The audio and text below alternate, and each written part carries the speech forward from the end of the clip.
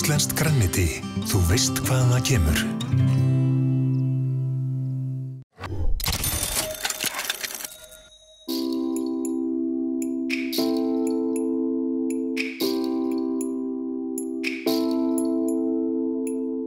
Ég segir bara alveg svo að ég er bara mjög hrædd við að grilla, ég grilla aldrei, maðurinn minn sér þetta, ég vill ekki koma nálægt þessu, ég er bara hrædd þetta sprengi mig í loft upp eða hvað þetta gerir. Já, guð. Og ég vil ekki að börnin séu nálægt grillinu. Nei, sko, það ekkert hættulegt við að grilla.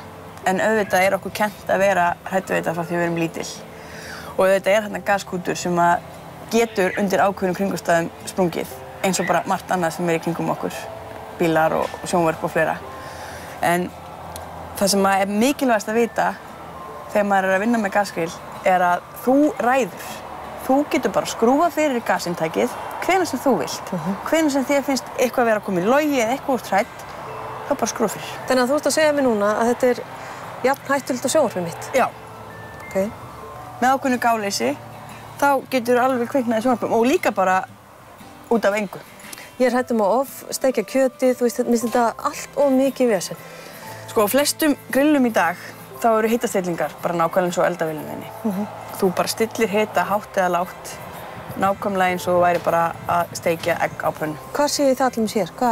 Hérna er bara stór logi og hérna er minnkar strikið og það er með minnkar hitin.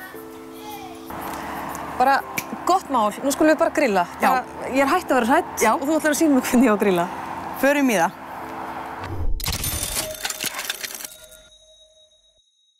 Smellugas Ólís fyrir grillið, útileguna og heimilið.